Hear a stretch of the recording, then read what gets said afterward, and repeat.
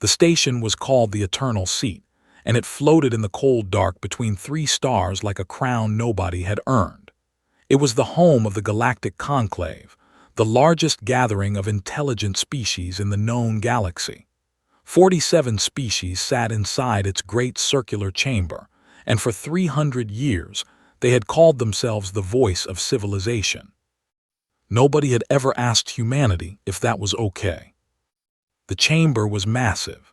The ceiling stretched so high that the top of it disappeared into a soft artificial mist. The seats curved inward like the inside of a bowl, each section decorated with the colors and symbols of a different species. At the very bottom of the bowl in the center stood a single podium. That was where the important things were said. That was where decisions were made. That was where worlds were won and lost without a single shot being fired. Today, the chamber was full. Every seat was taken. Every screen was broadcasting live across 47 homeworlds. Billions of creatures were watching. Some were eating. Some were taking notes. Some were simply waiting to see how the human would react. Because today was the day the Galactic Conclave had voted to take away humanity's freedom. They did not call it that, of course. They never called it what it was. They called it the Protective Custodianship Directive. The document was long. It was written in careful, polite language that twisted every ugly thing into something that sounded almost kind. It said that humanity, as a young and emotionally unstable species, posed an unacceptable risk to galactic peace. It said that humans were too aggressive, too unpredictable, too driven by emotion and impulse to be trusted with military power, diplomatic authority, or territorial independence. It said that the Conclave, out of deep and genuine concern for the safety of all species, including humans, had decided to place Earth and all human-controlled space under the supervision of a group of appointed Conclave members. In simple words, humans would no longer make their own decisions. They would have a babysitter, several babysitters with guns. The vote had passed 4 days ago, 91% in favor. Only a handful of smaller species had voted against it, and most of those had done so quietly, afraid of what the majority might think. Now, the Conclave had summoned humanity's representative to the chamber so the decision could be formally announced and recorded. It was a ceremony, really. The decision was already made. They just needed a human in the room to make it official. They expected tears, maybe, or anger which would only prove their point, or perhaps a long, desperate speech that everyone would ignore. That was how these things usually went. They did not expect Commander Sira Voss. She walked into the chamber alone. No assistants, no guards, no diplomatic team walking behind her in neat uniforms carrying briefcases. Just her. One woman in a plain gray uniform with no medals, no rank pins, no decorations of any kind. She was of average height, with short dark hair and brown skin, and she walked like someone who had all the time in the world and no interest in wasting it. The murmur that ran through the chamber was immediate. Delegates leaned toward each other. Translators whispered into earpieces. Several species who communicated through color flushed through 3 or 4 shades in a single second. The Kreth ambassador, a tall, hard-shelled creature with 6 eyes and a reputation for cruelty, watched her with 4 of them, his other 2 scanning the entrance behind her as if expecting more humans to follow. None did. Sira walked to the small table assigned to the human delegation. It was placed below the curve of the chamber bowl, facing the podium, positioned in a way that made the person sitting there feel small. That was intentional. She sat down. She looked at the table. There was a glass and a small pitcher of water placed there as a formal gesture of hospitality. She picked up the pitcher and poured herself a glass. She drank slowly, looking around the room with an expression that was not angry, not afraid, and not impressed. The lead speaker of the conclave, a pale, thin creature named Vale, who belonged to a species called the Sorn, cleared his throat and began. His voice came out smooth and practiced, the way voices always sound when someone has rehearsed what they are going to say 100 times. He spoke for 11 minutes.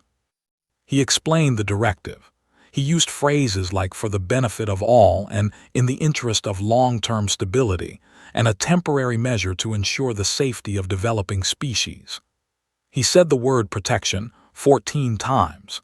He said the word dangerous only once, but he said it clearly, and he looked directly at Sira when he said it. Sira listened to all of it. She did not shift in her seat. She did not clench her jaw. She did not do anything that could be read as a reaction. She just listened, her hands resting flat on the table, her face calm and still. When Vale finished, he folded his hands and looked at her. There was a formal part of the ceremony where the representative of the affected species was allowed to speak. It was mostly decorative. Nobody expected it to change anything. But protocol was protocol, and the conclave prided itself on following protocol. "Commander Voss," Vale said, his translated voice gentle in the way that a person's voice gets gentle when they are delivering bad news to someone they have already decided cannot stop them. "On behalf of the Galactic Conclave, the directive has been formally entered into record. You are, of course, permitted to respond." The chamber was very quiet. Sira looked at Vale for a moment. Then she looked slowly around the room, not nervously, but deliberately, the way someone looks at a room when they are making a mental map of it. Her eyes moved from species to species, from face to face, from those with eyes to those without. She did not rush. Then she spoke. Her voice was not loud. It was not shaking. It was level and clear, and because of the chamber's design, it reached every corner perfectly. "Protection," she said. She paused. "You said protection." Another pause. She picked up her glass and took one more slow sip of water. "From who, exactly?" The question landed in the silence like a stone dropped into still water. It sent rings outward in every direction. It was such a simple question, 3 words, and yet something about the way she said them, not with panic, not with outrage, but with what could only be described as genuine, quiet curiosity, made the chamber feel different. Smaller somehow, like the ceiling had dropped a few meters without anyone noticing. Vale blinked his 4 horizontal eyelids in sequence, which was his species' version of being caught off guard. "The directive exists too," he began. "I heard the directive," Sira said, not rudely, not harshly, just factually. "I'm asking a different question." She set her glass down carefully and looked at him. "Who are you protecting us from?" Nobody answered. Several delegates looked at each other. The Kreth ambassador's 4 watching eyes narrowed. A small creature near the back of the chamber made a sound that its species made when it was uncomfortable. Sira did not fill the silence for them. She simply waited, her hands still flat on the table, her expression still calm, giving the entire galactic conclave, 91% of whom had just voted to take away her species' freedom, the opportunity to answer a 3-word question. They couldn't, because the truth was sitting right there in the middle of the room, and everyone in that chamber could feel it, even if none of them were willing to say it out loud. They were not afraid of what might hurt humanity. They were afraid of humanity itself. And Sira Voss, alone, unarmed, wearing a plain gray uniform with no rank pins, had just made them feel that fear in a completely new direction. She poured herself another glass of water and waited for someone to speak. Nobody did. So she smiled, very slightly, just at the corner of her mouth. "I'd like my 30 minutes, she said. "I have some things I'd like to show everyone." The 30 minutes were granted.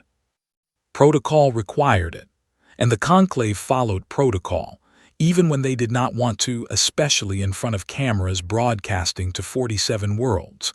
Vale gave a short nod, his pale fingers tapping once on the podium, and the floor was hers.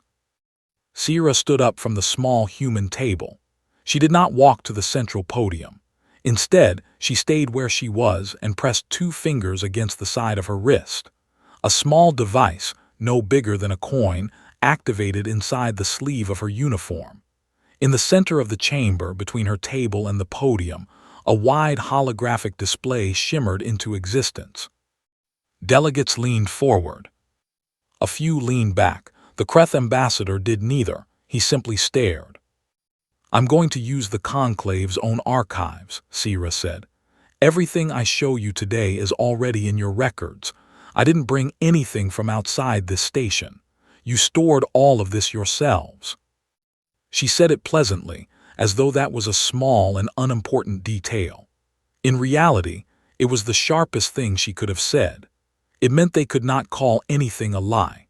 It meant that every uncomfortable fact she was about to put in front of them had been quietly filed away in their own systems, in their own language, signed off by their own historians. She started with the Kreth hegemony. 40 years ago, the Kreth, the same species whose ambassador was currently watching her with 4 narrowed eyes, had been at war with the Yulani, a small, soft-spoken species with no military to speak of.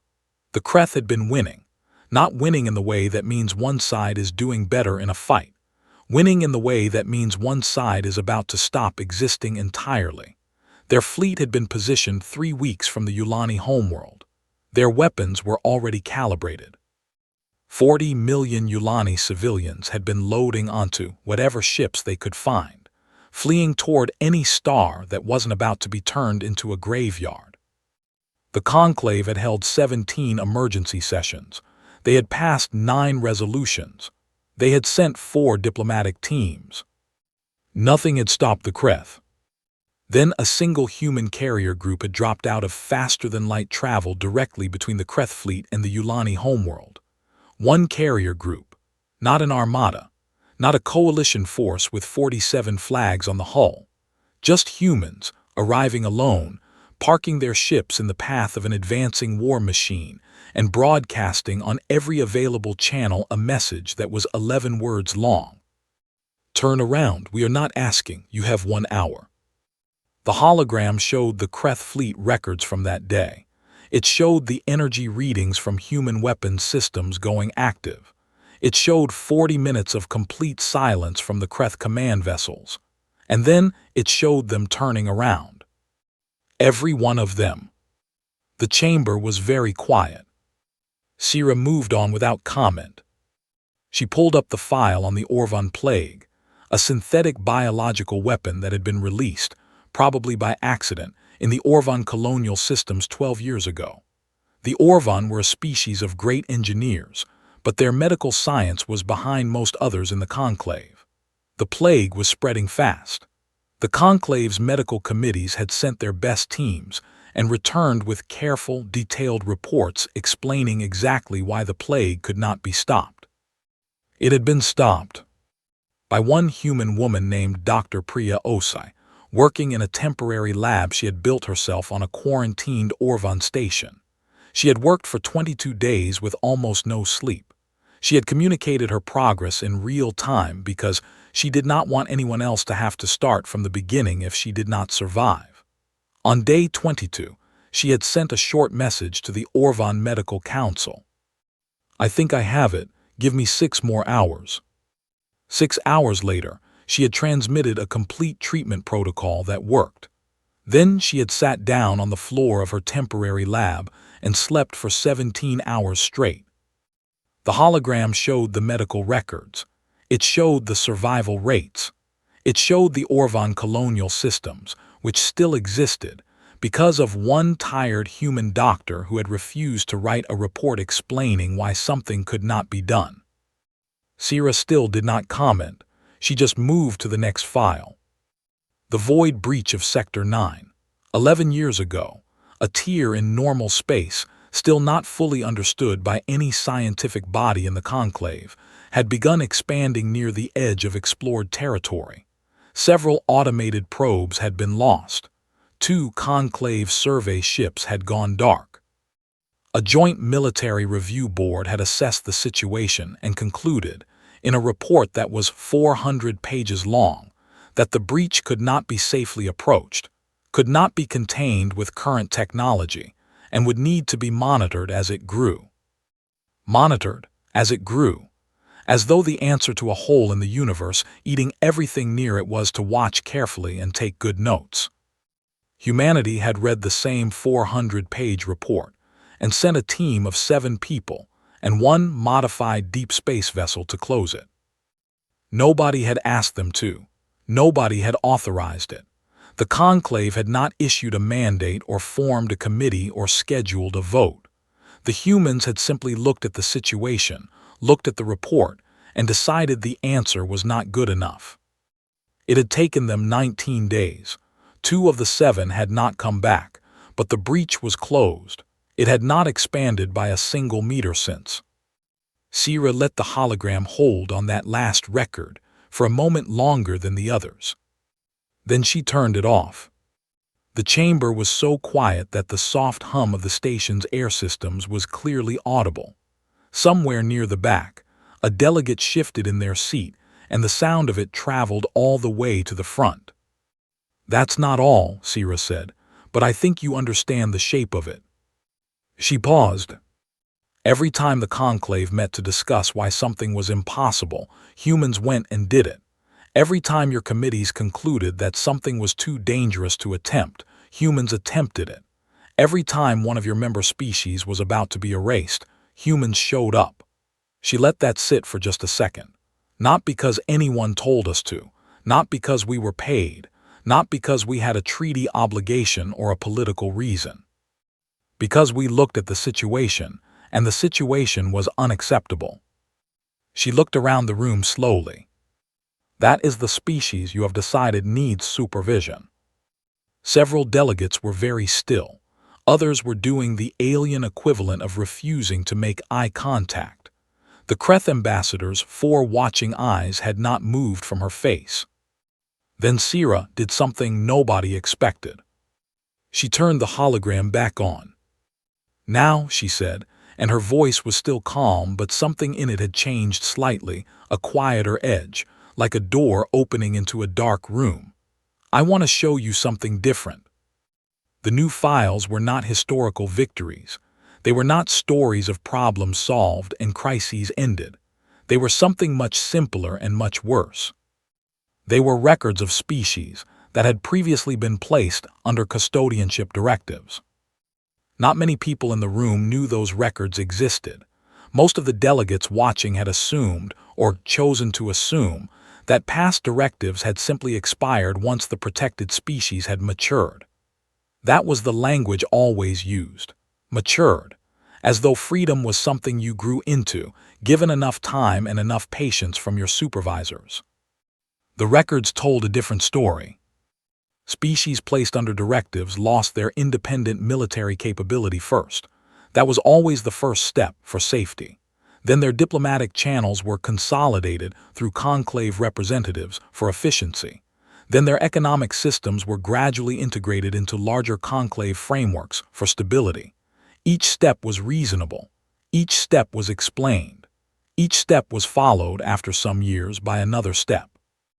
None of the species who had ever been placed under a full custodianship directive were still independent. Several were no longer distinct species at all. Sierra let the records speak for themselves. She did not narrate them. She did not point to specific lines or draw conclusions out loud. She just let 47 worlds watch the data appear on the hologram, line by line, name by name. Then she turned to Vale. "You're not afraid we'll hurt someone," she said. Her voice was very quiet now but completely clear. "You're afraid we'll notice what you've been doing." The silence after that was a different kind of silence than the silence before it. It was not the silence of a room that has nothing to say. It was the silence of a room that has too much to say and no safe way to say it. The Kreth ambassador finally moved. He stood up, 6 eyes open and sharp, his shell flexing at the joints, his voice coming out loud and hard in the chamber. "This is manipulation. This is a performance designed to undermine legitimate galactic governance." Sierra looked at him. Just looked at him, calmly, quietly, with an expression that said very clearly without a single word, "I know exactly what you did 40 years ago. I just showed everyone in this room. Sit down or keep talking. Your choice." He kept standing, but he stopped talking. Sierra looked back at the room. "I have 8 minutes left," she said. "I'll wait." 48 hours before Sierra Voss walked into the eternal seat, she had been sitting alone in a small room on a cargo transport, eating a cold meal and reading files she had already memorized. She read them again anyway. There was a habit she had developed over years of work in difficult places, the habit of going back to the beginning when you were close to the end. Not because the beginning would tell her something new, but because it would remind her why she had started. It would remind her what was at stake. It would keep the thing sharp in her mind so that when the moment came, she would not hesitate, and she would not flinch, and she would not give anyone in that chamber even 1 second of doubt to hold on to. The files were not about human history this time. They were about other people's history. She had been collecting these files for 2 years. There were 6 species she had been watching, 6 species that were currently sitting inside the Galactic Conclave, casting votes, attending ceremonies, nodding politely during speeches, and quietly, steadily, losing everything. Their military units had been peacefully integrated into Conclave joint forces where they held no command positions. Their trade agreements had been rewritten so many times that the original terms barely existed anymore. Their cultural broadcasts were being standardized through Conclave media frameworks. Their children were being educated in Conclave-approved institutions that taught Conclave-approved history. They were being hollowed out, slowly, carefully, in ways that looked from the outside like inclusion. Sierra had not gone to these species as a human commander representing Earth. She had not gone with offers of protection or promises of military backup. She had gone quietly, without any official title, and she had sat across from their representatives in private rooms on neutral stations and said something very simple. "I know what's happening to you. I know you can see it. And I know you're scared to say anything because the moment you push back, they'll call it instability and tighten the grip. So I'm not asking you to push back. I'm asking you to stand up at a specific moment in a specific room at a specific time. Just stand. That's all." Some of them had needed 3 conversations before they agreed. One of them had walked out of the first meeting entirely and come back 6 weeks later. One had cried, or done the equivalent of crying in their species biology, and then agreed. All 6 had said yes. She had not told them what she planned to show in the chamber. She had not told them everything she knew or everything she intended to say. She had only told them the truth, that their standing up would mean something real, and that she would not let it mean nothing. On that same transport, 48 hours out, 3 human ships were doing something much quieter. They were parking. 3 stealth frigates, the best the human military had built in the last decade, designed to be almost completely invisible to conventional sensor arrays, had moved into position in the outer dark beyond the eternal seat. Not close enough to appear on any scan, not armed in any aggressive configuration. Just there. 3 ships, running cold, sitting in the black between the stars like held breath. They had no orders to fire. They had no orders to advance. Their job was simply to exist in that location and to know, and to let Sierra know through a passive signal every 6 hours, that they were still there. A message written in potential energy, present but unspoken. Because that was sometimes enough. Back in the chamber, Sierra's 8 remaining minutes had passed without anyone filling them. Nobody had answered her. Nobody had addressed the data still glowing in the hologram. Vale had tried twice to redirect the session back to formal proceedings, and both times the words had come out a little less steady than they were meant to. The Kreth ambassador had sat back down. Several delegates had begun quiet conversations in their own sections, which was technically against the rules of the floor, but which Vale did not have the energy to stop. When her time was officially up, Sierra sat back down at the human table. She was quiet for a moment. She looked at her hands. Then she looked up at the chamber, at all of them, the full curve of 47 species watching her or watching their screens or pretending to look elsewhere while still watching her. She pressed her wrist. Not the hologram this time. A different signal. A passive burst on a very specific frequency, encrypted in a code that only 6 people in the room would recognize. The response was almost immediate. In the Yulani section, a small, quiet delegate named Sari, who had represented her people for 11 years and had spent most of those years learning to make herself look smaller than she was, stood up. In the Orvan section, first speaker Dale rose slowly from his seat, his 4 arms folding into a posture his species only used for formal declarations. In the Tharvan section, 2 delegates stood together. In the Mizari section, 1. In the Kalith and Vorn sections, the 2 smallest species in the room, the ones who had been the quietest for the longest time, every single delegate stood up at once, which was only 6 people combined but felt like considerably more. 6 species, 12 individuals total, all standing, all at the same moment, all in silence. The effect was immediate and complete. The chamber did not go quiet, it had already been quiet. It went still, which is different. Still in the way that everything stops moving and everyone stops breathing and the air in the room seems to become something solid. Vale's mouth opened, nothing came out. Several senior conclave delegates began speaking at once, loudly, overlapping each other. The Kreth ambassador was back on his feet. 2 of the larger species' diplomatic aides were physically moving toward the floor's communication panels. The noise built fast and sharp, delegates calling across the chamber to each other, screens flickering as broadcast moderators tried to figure out what they were allowed to show. Sira sat still through all of it. She let it go for exactly 10 seconds. She counted them in her head the way she had learned to count in situations where time mattered and panic was a luxury she could not afford. 10 seconds. Then she stood up and spoke.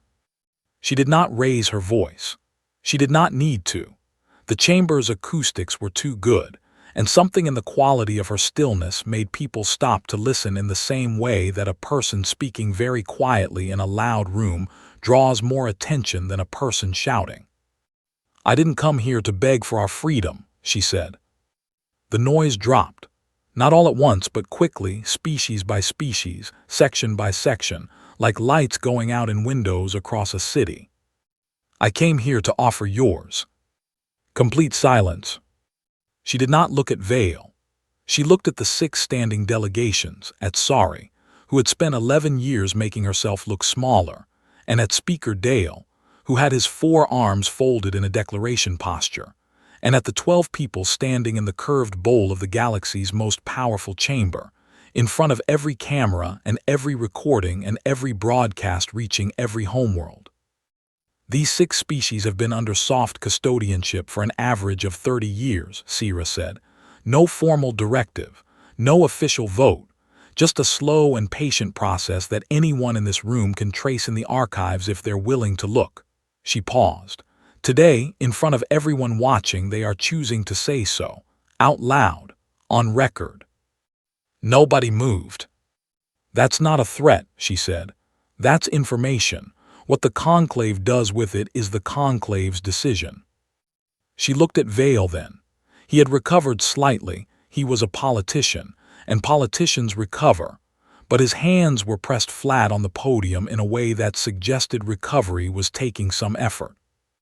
"I believe," Sira said, "that the session has reached a natural pause." She sat down, picked up her water glass and finished the last of it.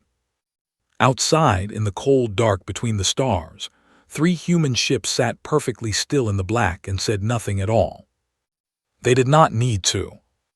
The recess was called within 4 minutes of Sira sitting back down. Vale announced it in a tight, controlled voice that made it sound like a scheduled break rather than the emergency retreat it actually was. The chamber began emptying in stages, delegates standing, aides rushing, screens cutting to holding images. The 6 standing delegations finally sat back down slowly without any signal from Sira. They did not look at her. They did not need to. Sira stayed in her seat until most of the room had cleared. Then she stood, smoothed the front of her plain gray uniform, and walked toward the side corridor that led to the private meeting chambers below the main floor. She already knew where she was going. She had memorized the station layout 3 weeks ago. 2 conclave security personnel fell into step behind her before she reached the corridor. They were polite about it. They did not touch her or speak to her. They simply appeared, which was the station's way of making sure she ended up in the right room without having to say that she was being escorted rather than invited. She let them do it. She had expected it. The private chamber was smaller than she had imagined when reading the schematics, and the lighting was different from the main hall, softer, more intimate, designed for conversations that were not meant to be recorded. There was a round table with 6 chairs. 3 of those chairs were already occupied by the time she arrived. The conclave triad. They were the 3 senior administrative figures who sat at the top of the conclave's internal structure.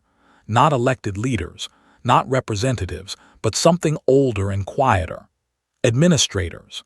They managed procedure, controlled the archive systems, coordinated between species on matters too sensitive or too slow-moving to go through official votes. They had been in their positions for a combined total of over 300 years, which was possible because 2 of them belonged to species with very long lifespans. The eldest was called Marath. He belonged to a species that aged slowly and thought even more slowly, which in practice meant that he was extremely good at waiting and extremely patient with outcomes. He had a long face, 4 long-fingered hands folded on the table, and eyes that were a deep, steady amber color. The second was Tiv, a small, quick creature who handled most of the conclave's communication systems, who was said to have read every piece of official correspondence sent through the station in the past 80 years. Whether that was true or not, something in the way Tiv watched people suggested they were always processing more than they showed. The third was Counselor Hask, from the same species as the Kreth ambassador, which was not an accident. Hask was older than the ambassador, softer in manner, and infinitely more dangerous because of it. Sira sat down. She looked at each of them once and then settled her attention on Marath, who was clearly the one in the room who would be doing the most talking. He began the way she expected, slowly, pleasantly, complimenting the clarity of her presentation, acknowledging the historical record she had assembled, suggesting that her perspective was genuinely valuable and that perhaps the directive had been proposed without sufficient consultation with human representatives.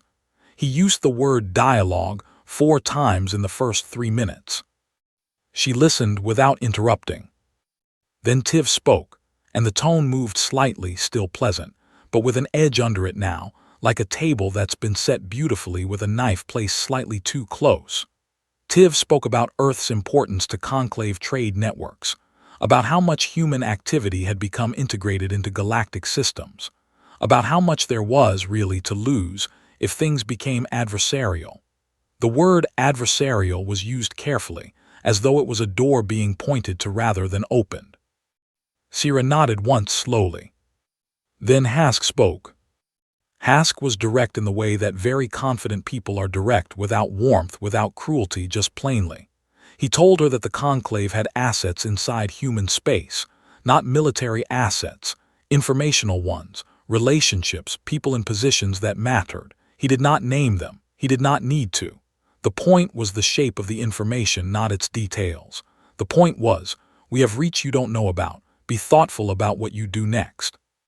He finished and folded his hands. The 3 of them looked at her. Marath added, gently, that she was one person, here alone, on a station a significant distance from home, and that the conclave deeply hoped she understood the spirit in which this conversation was being offered. The room was quiet. Sira had let them finish completely. She had not shifted in her seat. She had not crossed her arms or changed her posture or done anything that could be read as anxiety. She had given them every second of their approach, the full arc of it, flattery to pressure to veiled threat, and she had let it land and settle and sit there. Then she spoke. "My name is Commander Sira Voss," she said, "but that's not what I am." She paused just long enough to let them wonder. "There is a human program called Herald. It has been running for 30 years. Its purpose is to produce individuals capable of operating at the intersection of military strategy, diplomatic law, political psychology, and long-range planning simultaneously. Not specialists, not experts in one area. People who can do all of it at once under pressure without institutional support." She looked at Marath.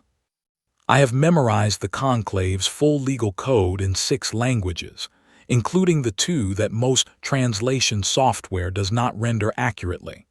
I know which clauses conflict with each other, and which precedents have never been formally tested." She looked at Tiv. "I have a standing dead man's protocol. If I do not send a specific signal at specific intervals, a complete file, everything I know, everything I have gathered over the past 2 years, transmits automatically to 40 independent press organizations across 12 species territories. Not Conclave-affiliated ones. Independent ones. The kind that have been waiting for a story this size for a long time." She looked at Hask last. "The assets you believe you have inside human space," she said. "The informational relationships, the people in positions that matter." She let a very small pause sit there. "They were identified and quietly moved 18 days ago, not arrested, not harmed, just no longer in positions that matter." Hask's expression did not change, but something behind his eyes shifted. "3 weeks ago," Sira continued, "I didn't know for certain that this meeting would happen in this room, but I planned for it anyway.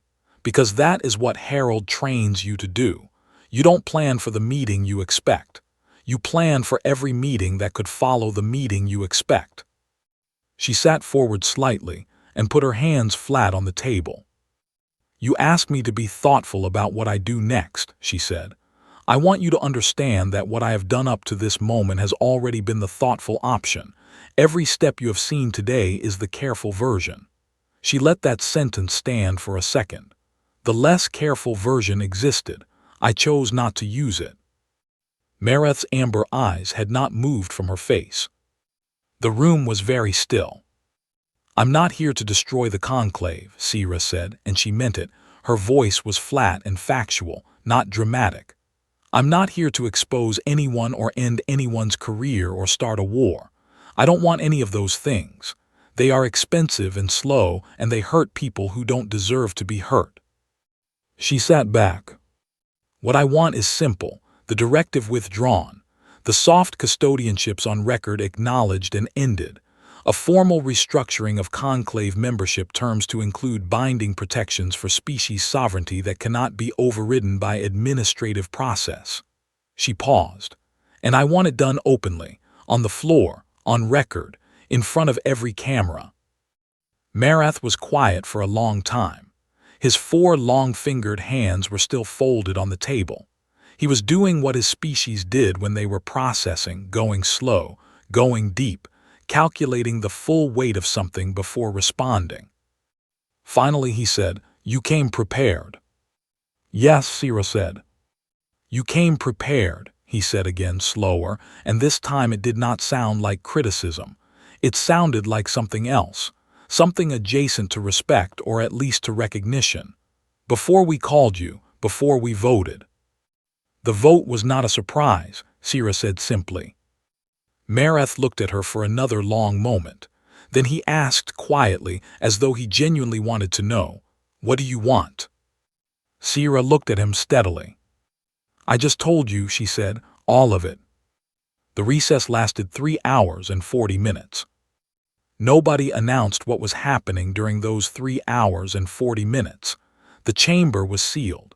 The broadcast feeds showed a holding screen with the Conclave's official seal on it. On 47 homeworlds, Billions of people sat in front of their screens and waited and argued and speculated, because the last thing they had seen before the feeds cut was 12 individuals standing up in the most powerful political chamber in the galaxy and saying, without a single spoken word, that something had been done to them that everyone was supposed to pretend wasn't happening. The Eternal Seat station feeds and internal communication logs from those 3 hours would later be classified for 12 years, when they were finally released. Researchers who spent careers on that single document described it as the most concentrated exchange of political calculation they had ever seen in one place. What the logs showed, in simple terms, was a negotiation. Not a conversation about whether things would change. That had been decided in the private room with Marath, Tiv, and Hask before the recess was halfway done. Marath had made the calculation, the same calculation that old, patient creatures always make when they have lived long enough to know the difference between a battle that can be won and a situation that can only be survived with the right choices. The directive, if it stood, would now always be attached to the data Sira had shown. Every record of its passage would carry, alongside it, the evidence of what previous directives had done. Every species in the conclave had just watched 6 of their members stand up and testify without words. Every independent press organization in 12 territories was one missed signal away from receiving a file that would take years to fully report on. The mathematics of it were not complicated, not for Marath. He had agreed within 90 minutes.